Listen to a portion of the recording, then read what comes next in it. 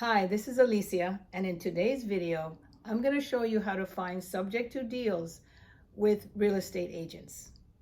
For those of you who are new to the channel, on this channel, we talk a lot about Subjectto deals. It's a way of buying investment properties using little or none of your own money. We take over the property subject to the underlying liens and loans that are on them, and we leave that loan and lien in place while we take over to the property. That's how we try to build wealth around here. Let me just clear up something, right? If you're calling real estate agents on their listings, right? These are properties that are already been put on the market. I think that is a bad idea, okay? As a real estate agent myself, I do get these calls, and I'll tell you in a little bit what happens on these calls. But it's generally not a good idea because it doesn't work for several reasons. The first reason being that agents are not necessarily knowledgeable on this kind of a thing, right? They are a little ignorant, so they're not knowledgeable on creative deals. What they don't understand, the first thing they do, you know what happens, it's illegal. Or they'll say something like, you're a fraud and this thing is illegal and so on. And so they're not going to present it to their clients. So then that's it, you're done. Contrary to popular belief, agents have to carry or have to bring all offers to the seller, right? That's not true. They don't bring all the offers to the seller, especially if they think it's a fraud or some kind of illegal deal. You have to understand they are trying to protect their clients because agents, they have what's called fiduciary duties. They owe fiduciary duties to their clients, which in this case, the seller. And and they also, along with those fiduciary duties, they owe them obedience. And what that means is if the seller says, don't bring me cockamamie type of deals, don't bring me creative type of deals, then you just don't bring them creative deals, right? So sometimes you don't know what the dynamics are when you're making that offer for when they say no. And that's, a little blow to you, especially if you're trying to make a deal happen and you keep getting no's. But I'm an investor. The other reason why they will not take your deal is they don't see their commission. You probably did not make it clear that you actually pay commissions. You did, and maybe you said a lot of things, but they are not believing that a creative deals will pay them a commission. Creative deals are good and the broker would accept them. The problem is that if you're coming in with little or no money, then who's going to pay their commission? You see what I'm saying? They know what this client situation is, the seller in this case. There may not be enough money there to pay their commission. So they're depending on the buyer to bring in the cash. And you being a creative investor, the first thing they're thinking, no cash. So we're not going to do it. Let's just be honest. You're going to say things like, okay, of course I'll pay your commission. What is your commission? Okay, I'll pay your commission. But you know what happens in the end, right? And we know, and you know, and everybody knows that in the end, or you locked up the deal, okay? It's been 29 days and you're now beginning to close. Or maybe, you say you close in 15 days, whatever. So now you're in the middle of the deal and you start to backtrack, and you say things like, oh, well, yeah, about the commission, I don't think I can pay you that 4% that we spoke about. I can only pay you 2%. It's cash, your cash trap, something happened, blah, blah, blah. The agent is going to be mad at you. That person will never work with you again because you shortchanged their commission, right? So, what are they going to do? They're not going to say, okay, I'm going to shut the whole thing down. You're not paying me my 4%, so nobody gets nothing. They're not going to do that. But I don't think you want that kind of a thing. I don't think you want to be that guy that causes somebody to lose money and not be able to feed the family. So think about it carefully. Third reason is that your offer won't support the deal. And here's why. Because if that deal happens to be something where the seller really needs cash, like in a divorce situation, court orders where the cash has to be distributed, or a probate situation, or even a short sale, it needs cash. So your Subjectto deal is not going to work. That's another reason why they would say no. That's just the way it is. I just wanted to tell you something. So here's an experience I've had as a realtor this time, right? As a real estate agent, where I have a listing and these investors come to me. Now, of course, I'm an investor, so I totally understand what you're trying to do. And I would be the nicest person over the phone. I would be that agent that you would want to work with, right? But here's where I get mad at. Some people just actually try to force you to take their offer. Like, why not? Well, if the seller is upside down, then you have to do it. You have to take it. And I'm thinking, are you kidding me right now? You're not, you can't be serious, right? Anyway, so this group of people send in an offer. And basically what they're doing is just throwing spaghetti against the wall and hoping that it sticks. Although, why would you throw spaghetti against the wall if you're trying to eat the spaghetti? But anyway, you're throwing something against the wall and then expecting it to stick. And that's what they do. They just send in these blind offers. And it's not even an offer written up. It's what's called a letter of intent. I intend to buy your property and I intend to take it over Subjectto. That's not going to work. You're wasting your time. Don't do that. Don't do that. You know what I mean? Because what happens when we see stuff like that, we just delete. You're just making me work, you know? I'm going to hit delete. Why? One, it's a blind offer. Blind offers, we know they're notorious for not closing. Why? Because you haven't seen the property. You haven't called me. You haven't spoken to me. I don't know what you're about to offer. And I don't know you. You know, what if you don't have the money that you say you have? You know what I mean? So blind offers never get accepted. So don't even send them. Okay, so then that's what I get in the email. And then I get phone calls. Phone calls that are kind of like, okay, tell me about the deal. Don't ask me to tell me about the deal. I'm a busy girl. The realtor is busy. They're trying to be busy. Unless you're trying to engage them in order to pay them a commission, that's when they'll listen to you. Anyway, let me stop ranting. Let's say then you're calling and calling, or you're making offers on people's listings, right? Even if that agent is on board with it, let's say the agent's on board with it, they were able to talk their client into it, and everybody said yes to your Subjectto offer. In a rare case, because I'm going to tell you, for the truth of it is they are rare. I know, contrary to popular belief and what has been said here on the internet, on YouTube, it's rare. Okay? All right. So then, assuming that the agent is on board with it, and assuming that they got their seller to be on board with it, here's what happens after that. There's another person that nobody is thinking about that can stop the sale dead in its track. No, it's not the seller, not the seller's husband and wife. It's not the seller's family, and it's not the agent. It's the agent's broker. Yes, the broker. Because all transactions have to get filtered through that broker. It goes onto their desk. They review the contracts. They review the transaction, and then put it through or not. Okay? So why, and 99%, I'm going to say 99%, there's always that 1%. 99% of the time, that broker will say, no, this deal is not going to work. Because here is the thing, they're not going to let you make a Subjectto offer without all the disclosures, right? No broker is going to say, oh yeah, fine, it's done, it's a good deal. How much commission are you paying me? That's good. Okay, go ahead. They're not going to do that without you making the disclosures. So how is this going to happen? Are you assuming the loan, or are you taking it over Subjectto? Oh, you're taking it over Subjectto. That means the mortgage is going to stay in that seller's name. I can't allow it. Hell no.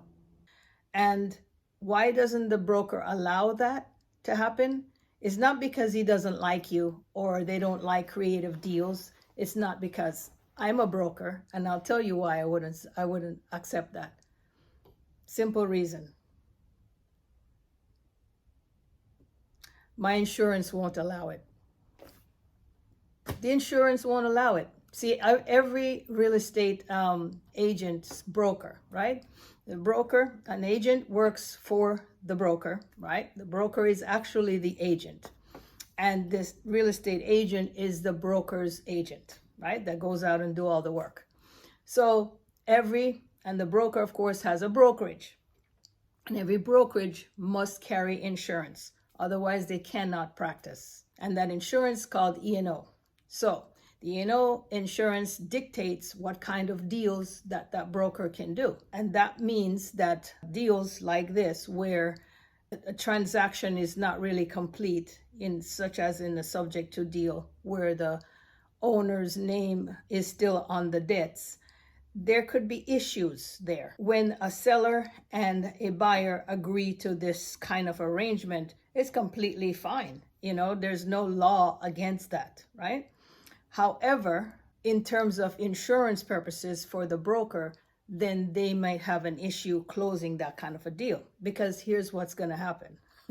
So, for example, you, the investor, take over the property subject to that deal is allowed to go through, and hopefully you're not a knucklehead and decide that you're going to assign the contract.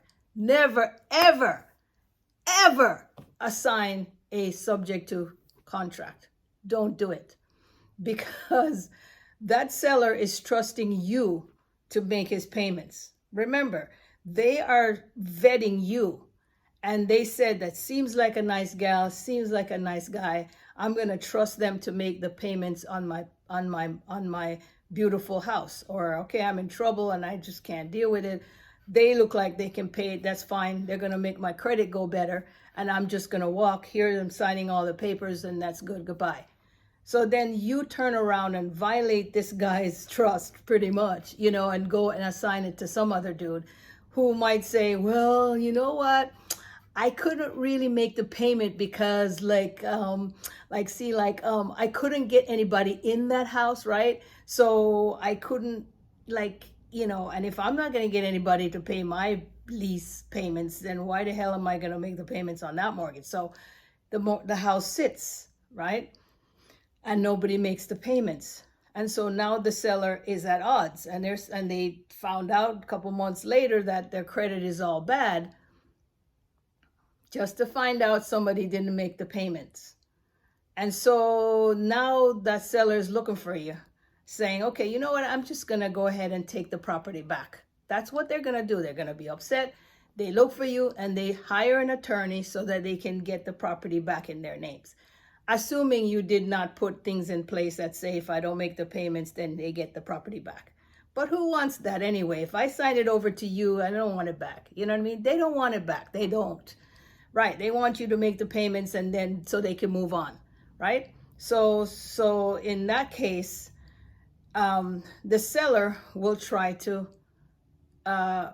get back the money that they lost. Right. They're going to have to try to make those payments to the bank. And where do you think they're going to get that money from if they didn't have the money in the first place to make their payments and, make other arrangements? They sold it to you and expected and absolved themselves of those payments. So then they figure, okay, then, you're going to make the payments. And so they didn't make arrangements or savings to do that. Most people don't, right? When they sell the property subject to like that. So where do they try to recoup those funds? They're going to hire that lawyer is going to sue somebody. They may not sue you because, they won't sue you, but they will sue that realtor. Why? Because he got insurance, and, he's suable. A good lawyer will look at somebody who has good insurance, because they have to practice. In order for them to practice, they have to have that insurance, right? So they're just going to go to the guy with the money. and they sue that broker, and that broker is going to go back to his insurance company and say, hey, yeah, we need to make a claim, on this particular deal. Then the insurance company is going to hear the claim, what it's for, and they're going to say, yeah, no, you're on your own with that one. Why? Because we don't cover that kind of deal. So good luck with that. And so then that's not cool. You know what I mean? So I'm just telling you a scenario as far as what could happen. And that's what goes through the broker's mind when he's looking at your Subjectto deal coming like that. So, that's why it doesn't work, right? I'm going to tell you the truth. Okay. On this channel, I'm just going to tell you the truth. I'm not sell you stuff, so you can just buy stuff. I don't do that. It's better you know the truth, and the truth shall set you free. So here's how you should do it. I'm going to tell you how you should do it. It's not like, going to Realtors is a wrong thing. You can do it, and you could try to see what sticks and try to get somebody to get an offer done with you, right?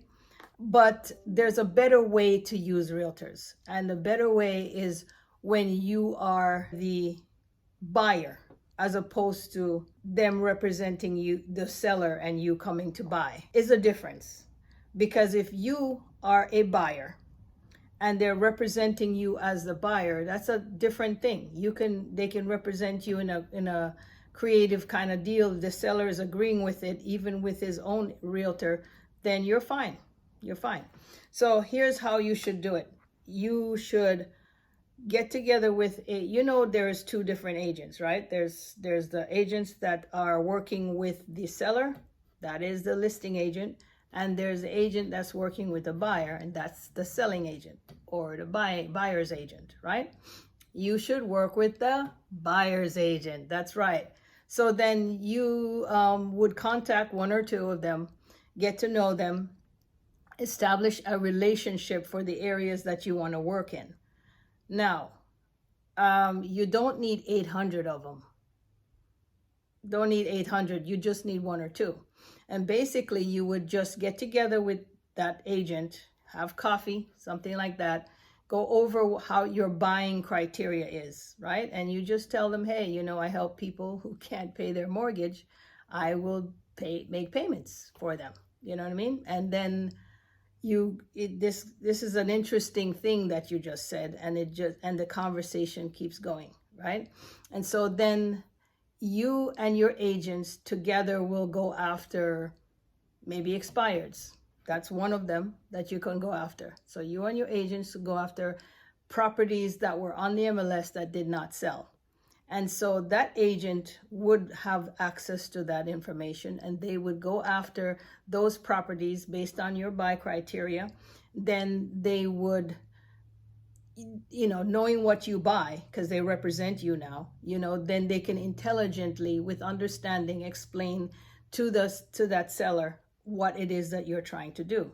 They represent you now, okay?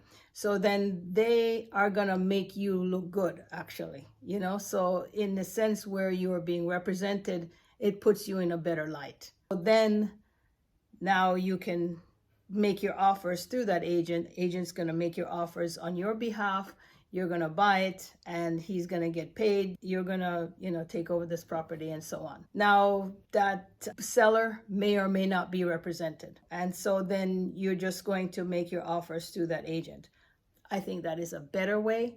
It's a much better way, because then you have that same agent who will turn around and say, now they will put somebody in it. Now they can do the leasing for you, lease it up and put people in there, vet your tenants, make sure that they fit your criteria for getting to your home. So yeah, so then that's how you would use agents to find deals for you.